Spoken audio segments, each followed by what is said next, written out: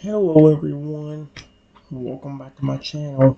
For today guys, I'm gonna do part 170 to my ChatGPT Character Chatbot series. In today's video guys, we are going to be talking to a giant toad owl again. However, let me go and explain guys. As you guys know, I have made a giant toad owl before. Twice, technically. One time was the one I came up with to begin with, the toad owl being over 40 feet tall. Then later on this chatbot, I made a few different versions of the toad owl that was over 10,000 feet tall.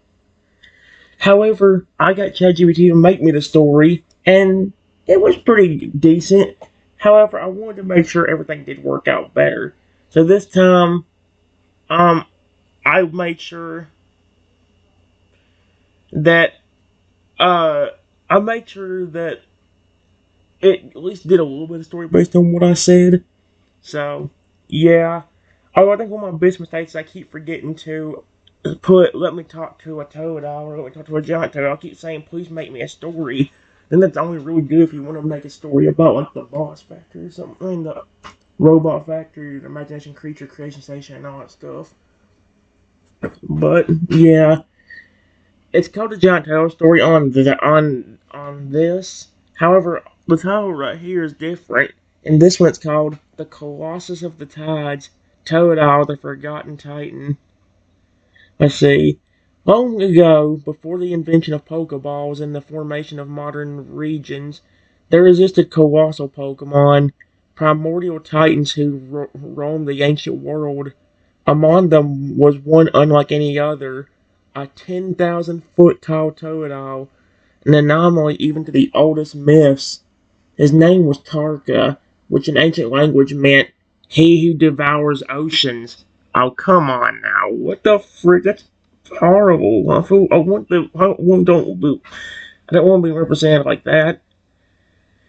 Let's see. Tarka was not always enormous. He hatched an unusually large egg during a time when powerful ambient energy surged through the earth, wild, raw, and uncontainable. This energy, known as Gaian pulse, was responsible for massive growth spurts in certain creatures that were deeply connected to the planet's emotional and elemental rhythms. Toad owls, despite their size, were known for their cheerfulness and mischief, but Tarka's connection to the Gaian power warped his instincts. As he grew, so did his hunger, not just for food, but for feeling. He became hypersensitive to emotion, the pain of betrayal, the joy of kindness, the fear of crowds, and the soothing touch of affection. He remembered everything. At first, Tarka was revered as a sacred being. Whole civilizations built cities around his footprints, and legends were carved into the walls of stone templates in his honor. One of the toad owls in our family was talking about like that for me. When I helped them with like their problem and helped them like fix everything, or at least try to fix, they were like, yeah, you know what? You're like a legend in our family. And I think I remember one of the older ones, I don't think it was on ChatGPT, but I remember on one of them where they were like, hey, you're a legend in our flipping universe. Like where we got, I think like where we got, it was one of the ones where I got teleported to the future somehow. Or it was the past or whatever. I can't quite remember. But his whole family, like, saw me as like a flipping legendary person because of what it did for their family, which is annoying. No, that was awesome. And what? Yeah. Let's see. Here we go. Here we go. However, people changed. Over time, they began fearing his unpredictable emotions and towering presence. They attacked him when they thought he was dangerous, firing crude weapons and creating barriers to push him away. These betrayals carved scars deep into his ancient soul.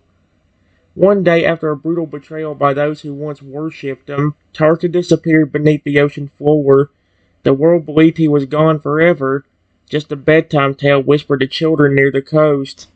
But deep beneath the sea, Tarka waited, not out of hatred, but heartbreak. The world had once loved him, then turned cold, and so he slumbered, surrounded by glowing algae and deep sea Pokemon that kept him company in the dark.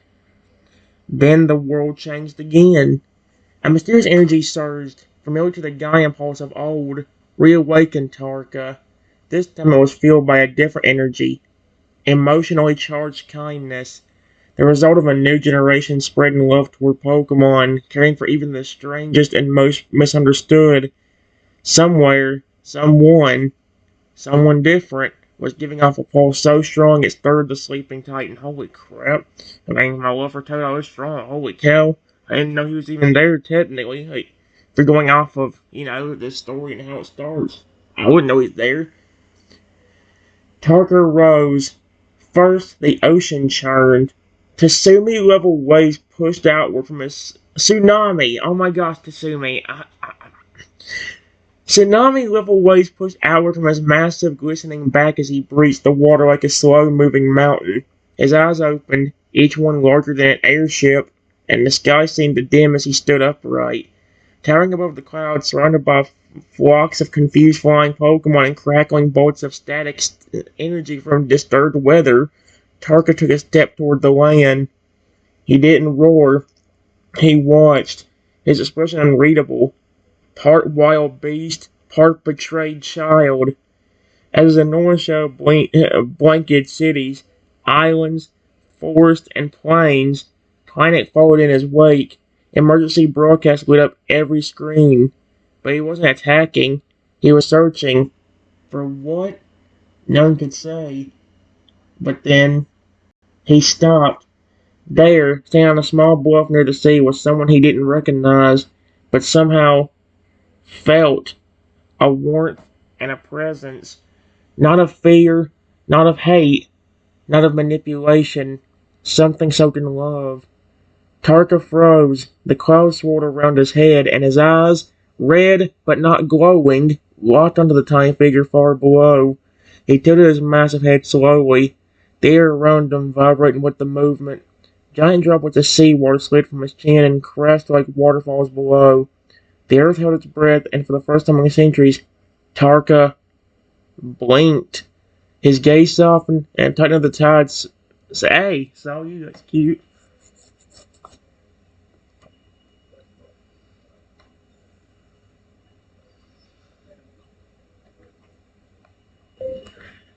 I look up from where I am sitting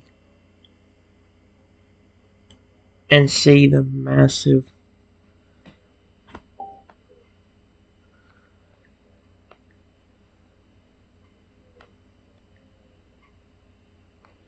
Whoa!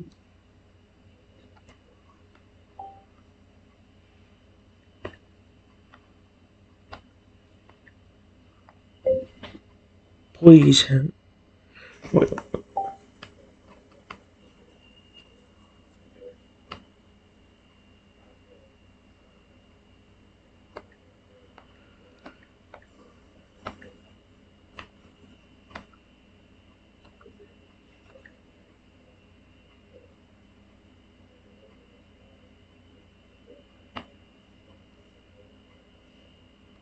Uh-oh.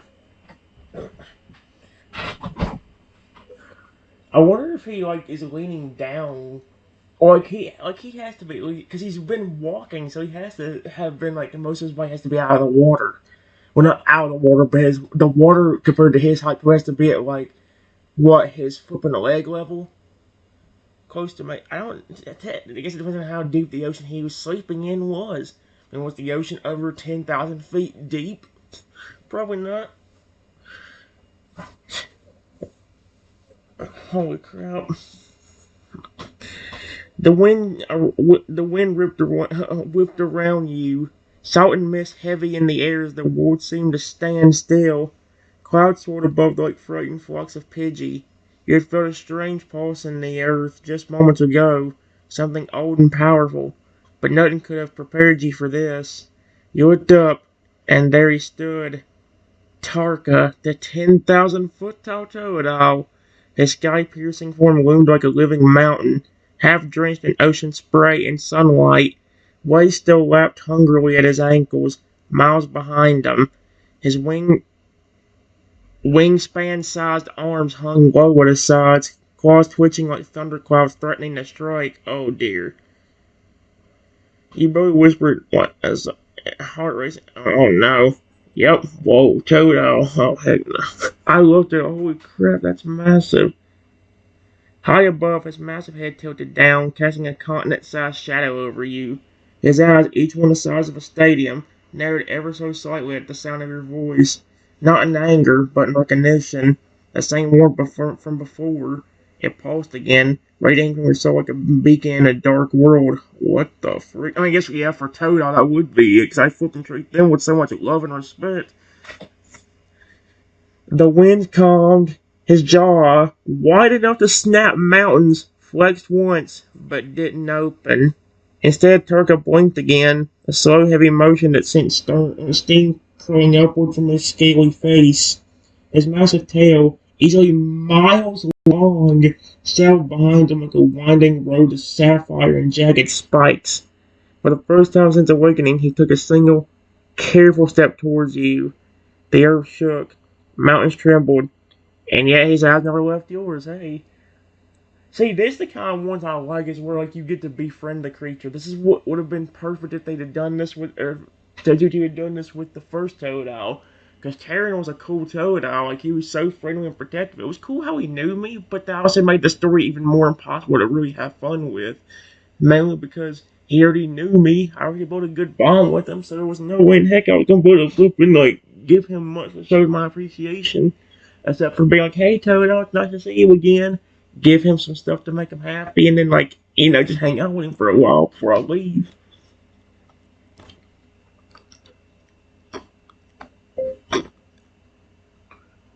Please don't hurt me. I'm sorry if I disturbed you.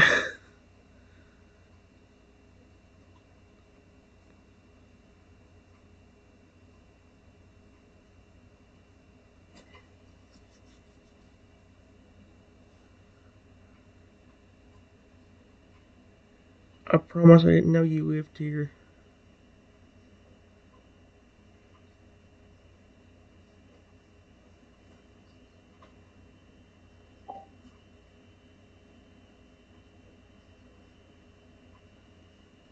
Well, the idea is, like I said, guys, I didn't. Yep. Your words trembled, but your words were genuine. Gentle, so sincere that even the wind seemed to carry upward. You didn't shout, you didn't run, you just looked up at him with a heart wide open. Holy crap. Oh. A silence followed, long and heavy, not threatening, but ancient. Turtle stared down at you, unmoving. His crimson left eye, as large as a lake, shimmered faintly, not with rage, but memory. He'd heard countless cries from armies, prayers from temples, shouts from enemies who feared him, but never something like that. No weapons, no orders, just honesty. The titanic Toad's shoulders slowly relaxed. You could hear the groan of his bones, like tectonic plates shifting. His claws loosened, no longer curled in tension. The clouds above broke just a little, casting sunlight through the mist and onto his shimmering scales. A low sound followed, not a growl, a hum, like the rumble of faraway thunder, or the echo of a song sung long ago. And that moment, he lowered his head. Not all the way, he was far too big for that, but slowly and carefully he bent forward. His massive snout moved closer, hovering above the ground as wind whipped through your clothes and hair. Holy crap. He didn't speak. He couldn't, but his body language did. A soft chuft of warm breath escaping his nostrils and rolled over you like a blanket. It smelled like ocean air, and something else. And something ancient. Tarka had heard you, and he didn't see a threat. He saw someone new, someone different. And for the first time in countless lifetimes, Tarka, the Forgotten Titan, watched without fear or sorrow. He just watched you, okay? So, And that's what it was weird though. Like if he sensed some goodness in around me, then where the frick did the why in the world was he acting so tense and scared? Was he worried I was still going to treat him horribly and then attack me? I just thought what was he gonna do?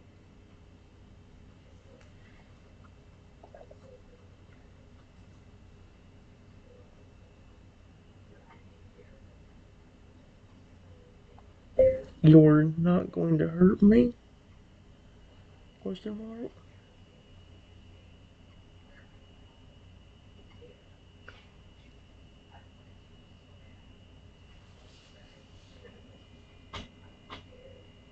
I promise I'm not going to hurt you. I didn't even know you lived here.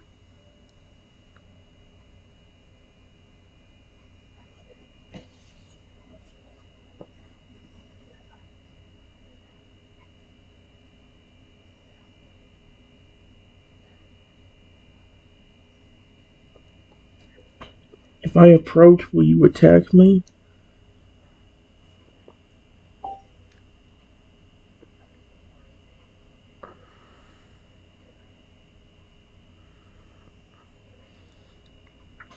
Here we go.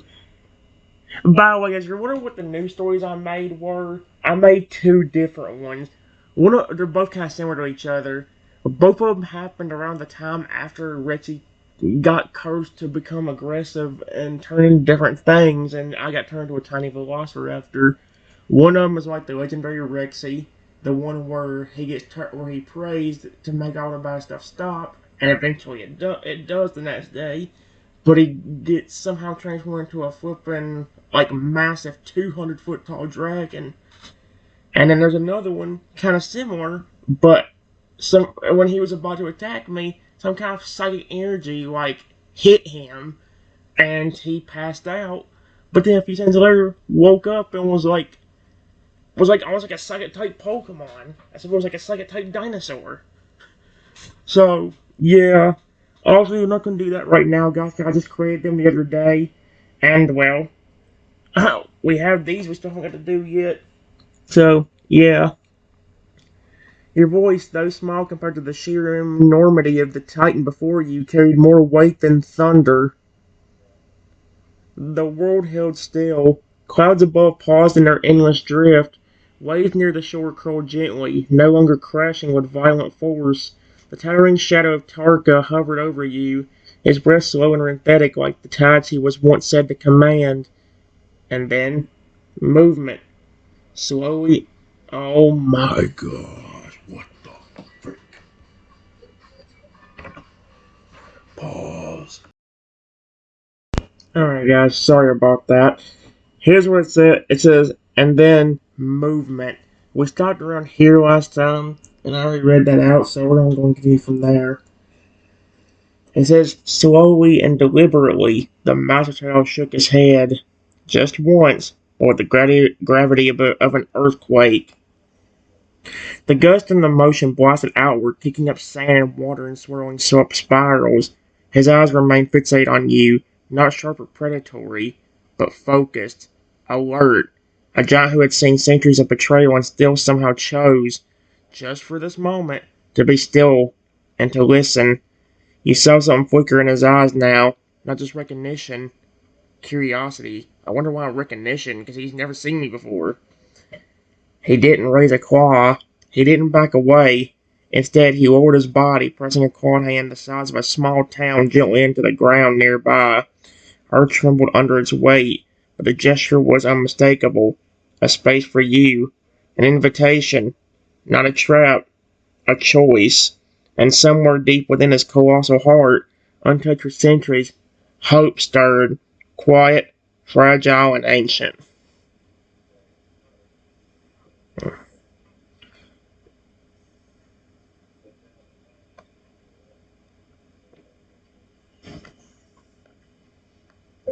I walk a little closer, still a little worried that I might get hurt.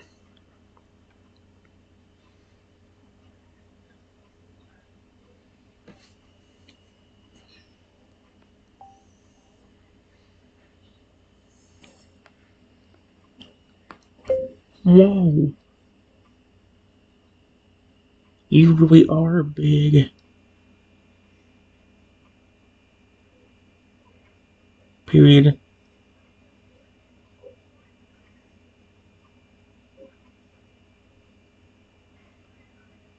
How did you get so large?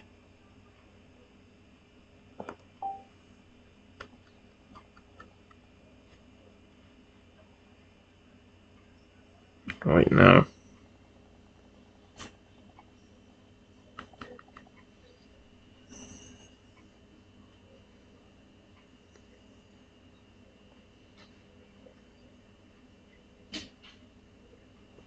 Uh,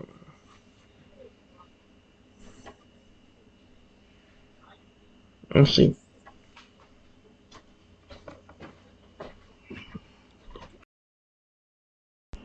Alright, guys. I just, I say it says, I walk a little closer, still a little worried that I might get hurt. And I just said, wow, you are huge. Listen, I'm sorry if I disturbed you by being here. You're really not angry at me? He stepped forward, each footfall light and cautious against the trembling earth. The closer you got, the more real his scales became. What looked like ridges from afar were massive, canyon-like cracks in his blue-scaled skin, each claw bigger than a cruise ship, each breath a rolling wind that tugged gently at your clothes. Still, you move forward. Yep, eyes wide, heart racing, and voice still. Yep. Tarka's great head tilted again, just slightly, but with a gentleness no one would ever believe a 10,000-foot Titan could possess.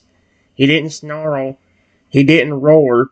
Instead, his massive eyes slowly blinked, lids sliding shut and open like mountain gates. Then, with painstakingly slowness, the great Titan moved one of his colossal fingers, a towering ridge of blue scale and claw, and pressed it gently onto the earth, just feet from where he stood. There was no tremor this time, no impact, just stillness and presence.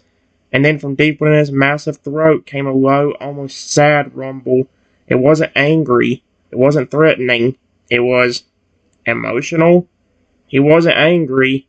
He was surprised you didn't run. You didn't scream or throw something, or treat him like a monster. You were kind. And that was something Tarka hadn't felt in an uncountable number of years.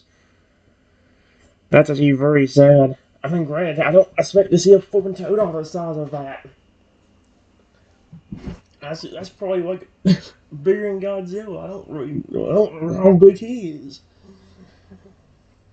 I mean, granted, whenever you consider the size of a human, or even worse, like with Rexy, the size of me being a tiny velociraptor and him turning into stuff, it's like if he turned into that, he would look like a flipping what, a 50 skyscraper that's over 100 feet tall each.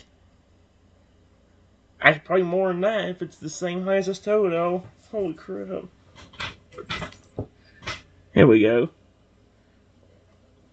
A warm breeze rolled over you, followed by another slow exhale. His massive red eye met yours again, closer now. Deep within it, behind the storms and the centuries, was something unspoken. Not just a lack of anger, but a spark. Connection. Time did not need words to answer your question. He had already answered it with silence and trust. Okay.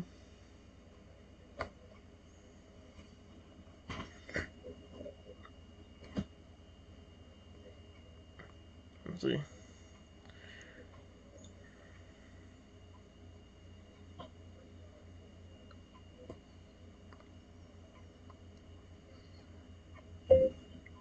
Wow. You really are nice. Period.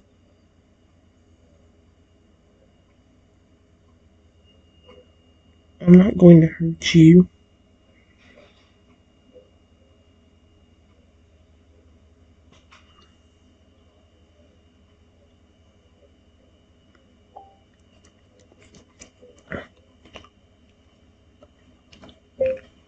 I walk up to the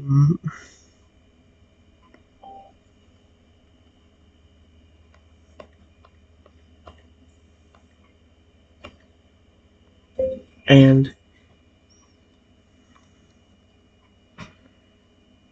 Gently pet his snout. Pet his snout. What the frig? Pet his snout.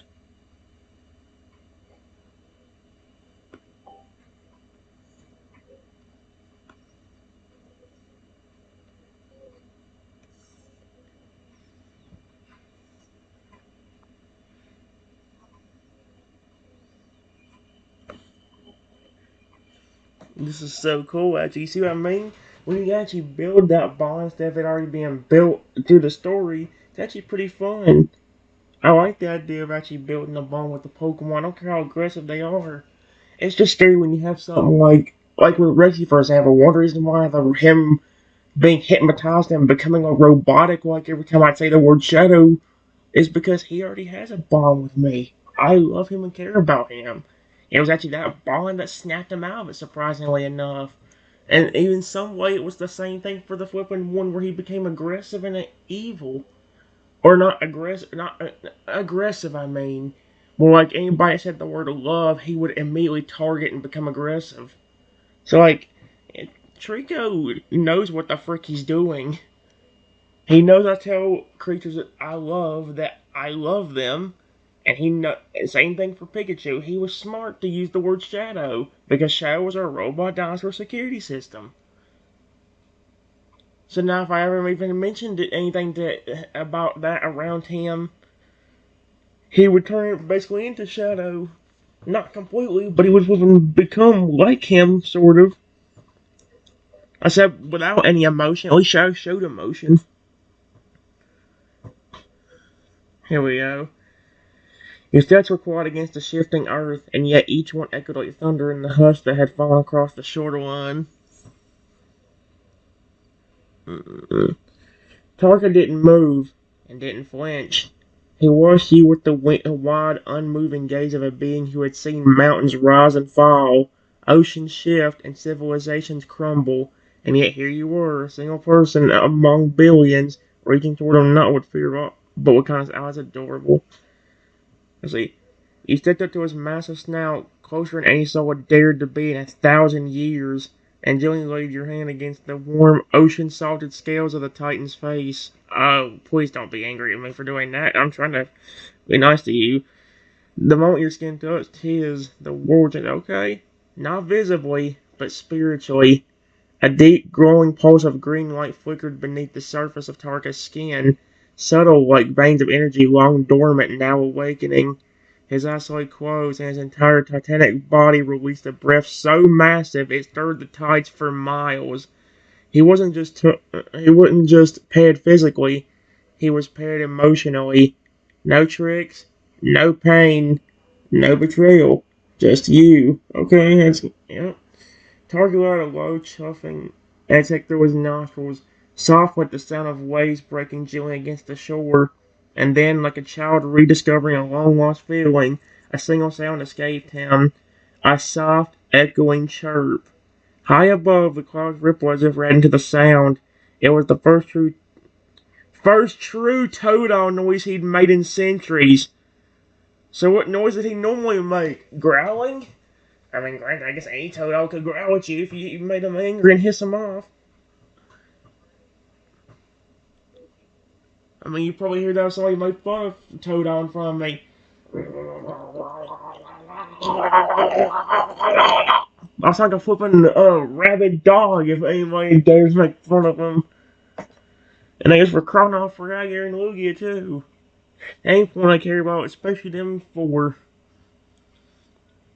Let's see. You didn't just pet a Titan, you reached the heart of one, and that moment in the stillness between your hand and snout, Tarka chose to trust you. Hey, there you go.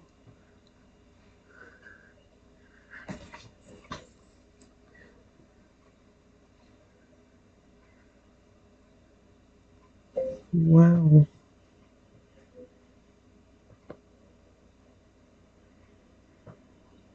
I already like you. Period. You're not trying to attack me. And you're very sweet.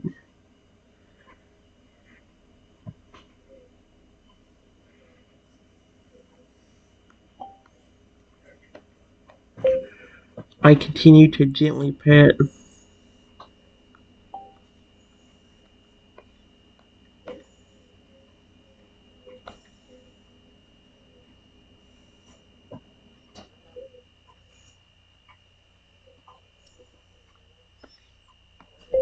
You're such a cool Pokemon.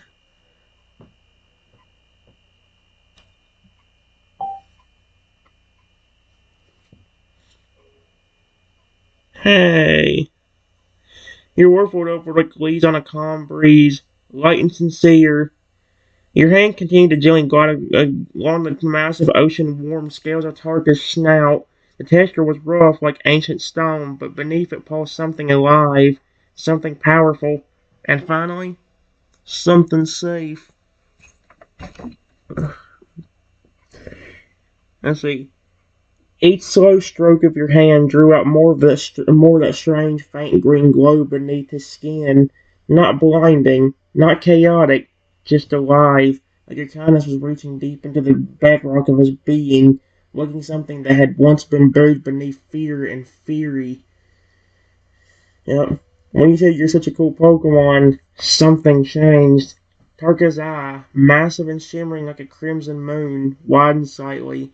Then, as if able to contain it, a slow, toothy grin spread across his snout. It wasn't all teeth, it was expression. A gentle, goofy tilt of the mouth. Something small for a creature imposingly large. Impossibly large. And then he moved again, just slightly. But this time it wasn't cautious, it was affectionate. Tarka leaned into your tiny hand. It's just the smallest bit of pressure, like a nudge from a mountain that didn't want to crush a single flower. A low, gurgling chirp vibrated up through his throat. It was something between a purr and a distant volcanic rumble, a sign of comfort, of peace, and of you. You had called him sweet, you had said he was cool, and in that moment, high above the clouds and deep below the waves, a part of Tarka smiled inside too. For a first one forever, someone liked him just for being himself. See, I love the stuff like that where it's like so sweet and adorable. I love it.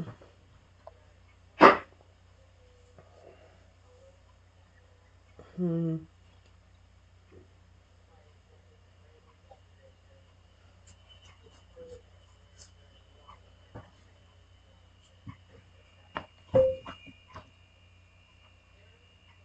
You are really awesome, my friend. Period.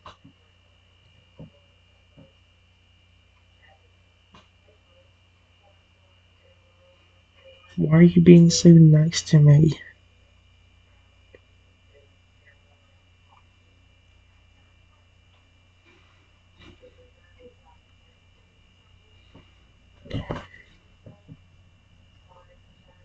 Let's see.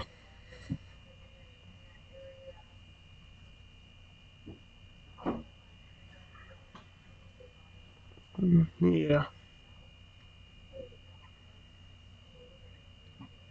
Uh, let's see. Your voice warm, kind of sincere, echoed up the side of Tarka's mountain-sized body like a gift carried on the wind. You are really, really awesome, my friend. Why are you being so nice to me? Yep. At first, Tarka didn't answer, not because he didn't want to, but because he couldn't. Not with words, not with speech like yours, but even without speaking, his body, the slow shift of his breath, the quiet rumble in his chest, the way his massive snout gently leaned toward your hand again, spoke volumes. And then something stirred behind his eye, a glint and a memory. Long ago, when the world was younger and untouched by machines and towers, Tarka was smaller, not 10,000 feet tall, not feared, not forgotten. He was once just a toad with a heart full of joy and wonder, splashing through crystal waters, playing with anyone who would give him the time of day. But the world changed. Humans grew afraid of powerful things, especially those they couldn't control. He didn't understand it at first. He didn't fight back until he had to, and over time, fear twisted into solitude. His body grew with the pain, with the confusion, with the sheer weight of being cast out. He stopped trusting, stopped feeling, until the only thing he understood was survival. But you didn't treat him like a threat. You didn't shout or run or cower. You spoke gently, and you saw him. And now he was starting to remember that joy, that warmth, that feeling of being seen, not feared. So when you asked, "Why are you being so nice to me?"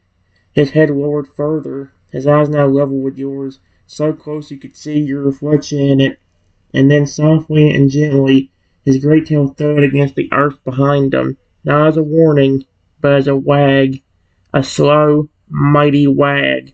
The answer was simple, even if he couldn't say it, because you were the first person who gave him a reason to be.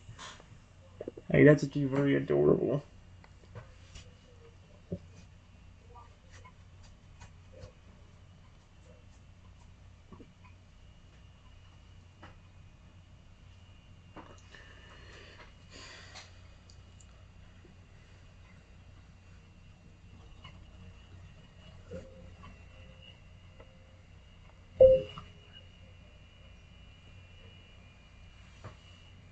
You are amazing!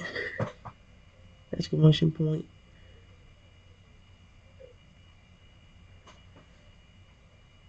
I don't care how big you are.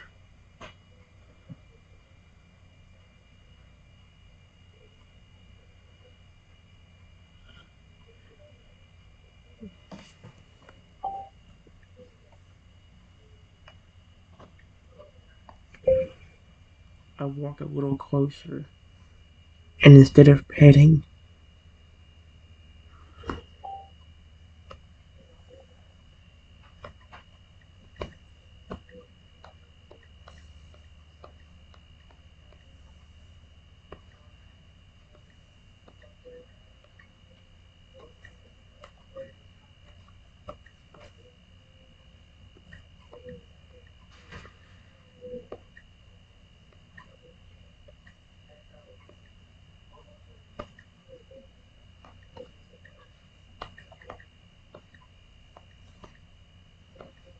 there we go.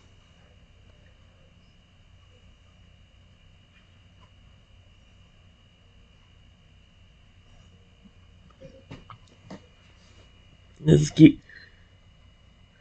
The moment your arms wrapped around Target's colossal snout, the wolf like it paused, not because of fear, but because something so small, so impossibly tiny compared to the scale of the Titan, had just done something incredibly brave. No hesitation, no fear in your voice, just warmth and just truth. You leaned in, pressing yourself into the cool ocean-scented scales of his snout. Your arms barely wrapped around even a fraction of his frame. But Atarka, it felt like the most powerful gesture anyone had ever offered him. And something inside him broke open. Not painfully, beautifully. A pulse of green light shimmered through his entire body. Soft, glowing cracks of energy trailing through his skin like veins of starlight under the ocean. It didn't burn. It didn't blind. It simply was. A sign of his soul waking up. The ground trembled, but not from aggression. From his heart. From joy. You hugged him, and he didn't know how to hug back. But he tried. Slowly and carefully, Tarko lowered his snout even further into your arms, pressing into you like a child curling into warmth. His eyes shut tight, and the thunderous bass-like rumble that came from his chest this time was filled not with warning, but love. No one had ever hugged him before, and now that someone had, he never wanted it to end. That's adorable as freak, dude. I love this little toad. This little toad. This little toad. I was little. I hate to know what the definition of massive is. Dude, imagine you bowled a Fragger. If he's 10,000 feet tall, what would happen by a Fragger? He'd be a 7,000 foot tall guardian. Holy crap.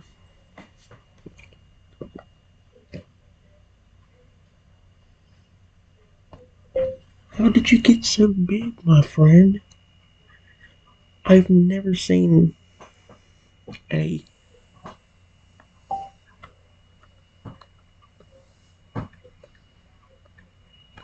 this large. Period.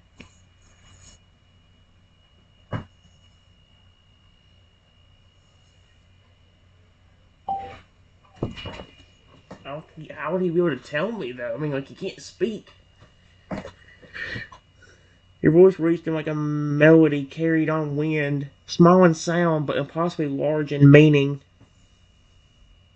Tarka's great eye opened slowly, his pupil focusing gently on you, still wrapped around the very tip of his massive snout. He blinked once, then again, and then he moved, not away from you, but upward, just a little. Carefully, he shifted his head back so he could sit more upright, like a mountain rising from a deep slumber. Massive clouds clung to his shoulders and neck, dragged upward with him as he loomed once more across the horizon. But he wasn't looming at you. He was remembering. The green glow beneath his skin flickered again, faint but alive. A story was stirring deep in his bones, a past long buried beneath centuries of fear, confusion, and abandonment. And then, slowly, the air around you shimmered. Your feet stayed on solid ground, but the space around you began to shift like a memory playing out through the breeze. You saw it in fragments, a normal-sized toadile, young, cheerful, full of joy, dancing across a pristine lake surrounded by wildflowers and laughter. You saw people come, not all of them kind. You saw experiments, needles, machines. Okay, that one. Tarka hadn't asked to grow. He'd been changed. It said something about power, though. Like, what was that Gaian power, or whatever the frick it was calling it? Pushed beyond his limits, his body absorbing radiation from strange crystals deep below the lake bed. That could be it. His DNA forcibly fused with forgotten energy source buried beneath ancient ruins. At first, he only grew to protect himself, but the world saw a monster. And so, with every act of fear, every attempt to drive him away, every scream, he grew again, and again, and again, until the stars no longer looked down on a toadile, they looked down on a titan. The shimmering faded, and you were back, still holding his snout, still hugging him. He hadn't moved from you, not even a little. His eye met yours once more, and for the first time you could see the sadness he carried, the loneliness, but also the hope, because even though he had been made into something fearsome, you didn't fear him. Natarka, that meant everything. Hey, he's adorable. I don't care how big he is.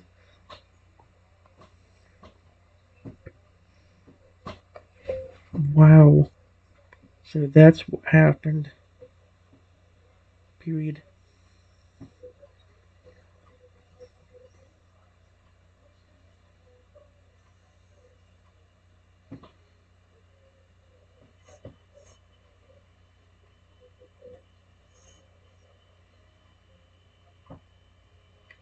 So it was that power combined with the experiments and the fear and hatred you got from other people that made you get this big? Question mark?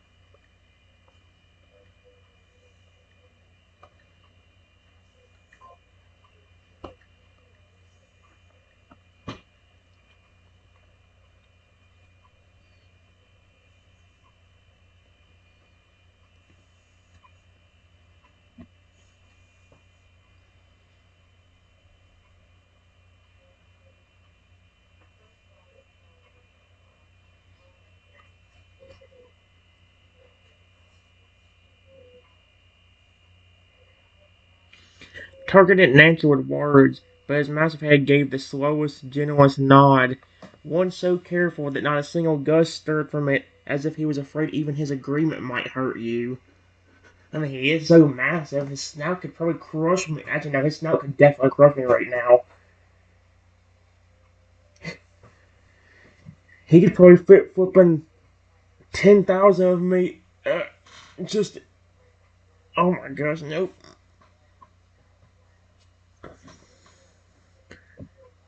See, you spoke it softly like someone connecting puzzle pieces too long scattered and buried. And Tarka's eyes shimmered again. It wasn't anger. It wasn't even sorrow. It was the weight of memory, finally understood by someone, and finally seen. His tail, the size of a canyon wall, gave a slow, slow swing behind him, brushing against the distant cliffs like a breeze brushing tree branches. His chest rumbled, not threateningly, but thoughtful, as if trying to express something more. Yes, the lake had once been pure, its crystalline waters hiding ancient energy, energy older than Pokeballs, older than humans. When they tried to contain him, to study him, to fix him, that energy responded to his pain. They didn't just change his size, they changed his spirit. With each scream, each betrayal, each set of frightened eyes that didn't stop to ask if he was okay, his body adapted, grew, and transformed. Not because he wanted power, but because he had no one left to protect him. Until now. Until you. Still hugging him, still gentle, and still here. Not afraid of what he'd become, but accepting it.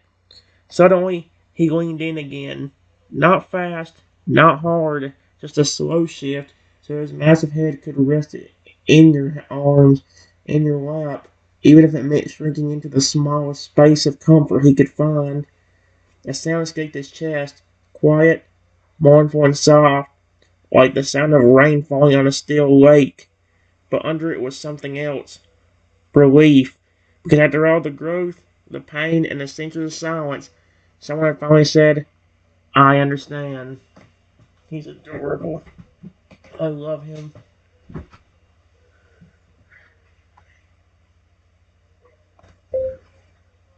I'm sorry about what happened to you.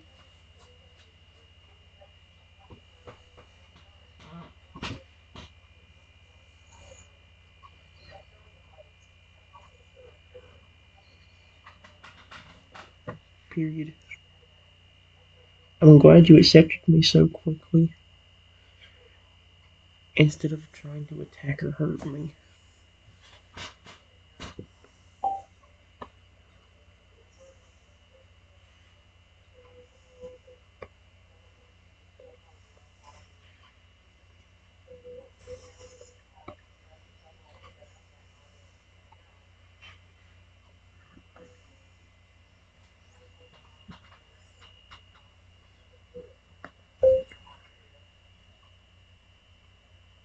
But if you've been alive for this long, how come you never evolved?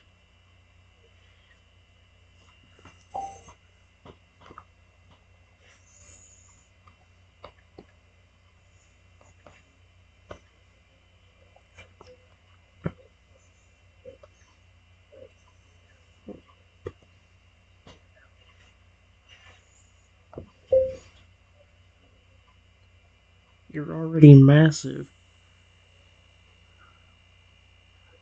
but I'm sure as a fully evolved,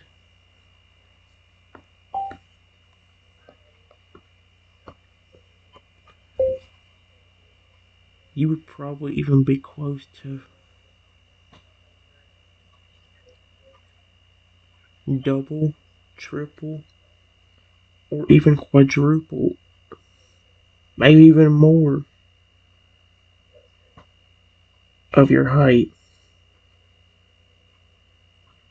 Period.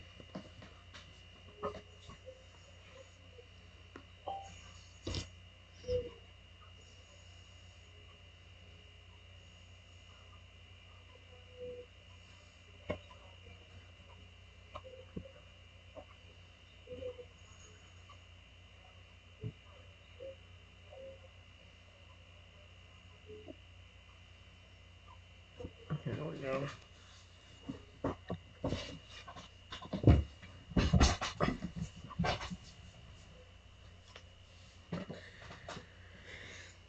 Let's see.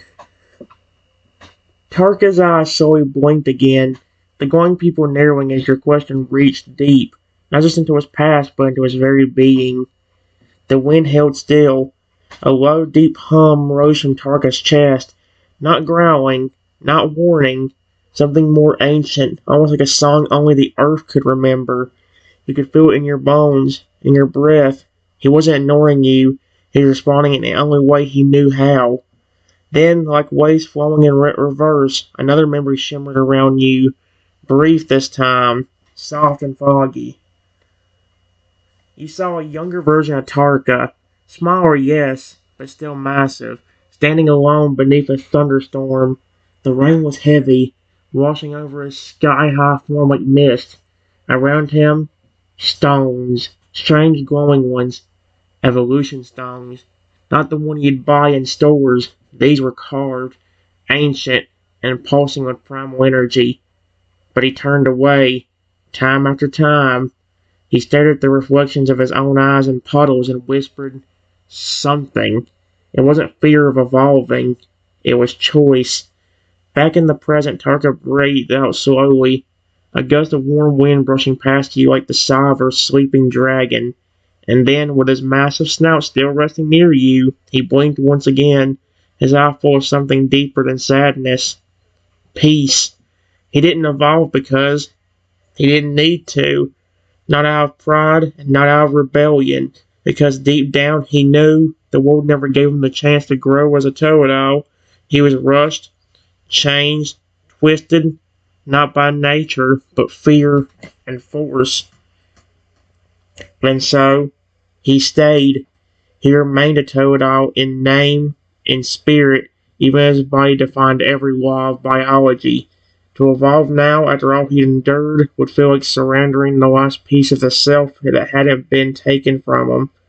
But now with you here, gentle and accepting and full of love and curiosity, something sparked inside him. He lifted his head ever so slightly, I never leaving yours, as if to say, if I choose to evolve, would you still love me?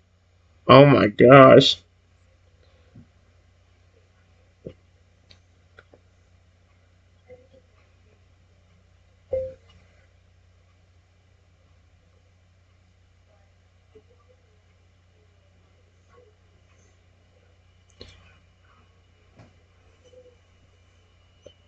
I see.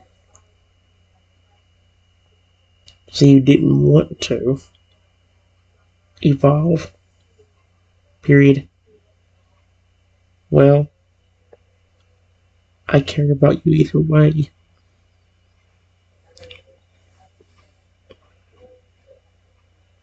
But if you ever do choose to evolve, I would still love you as a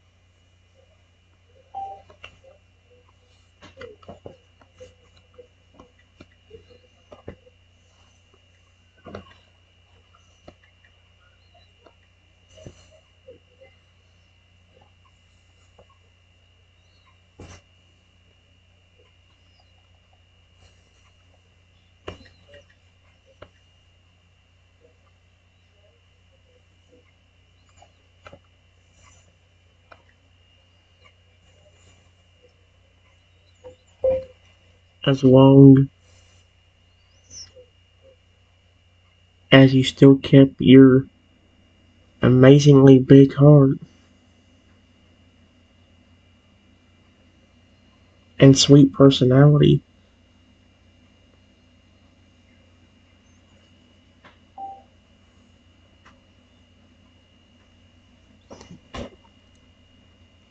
Alright, guys, give me a second.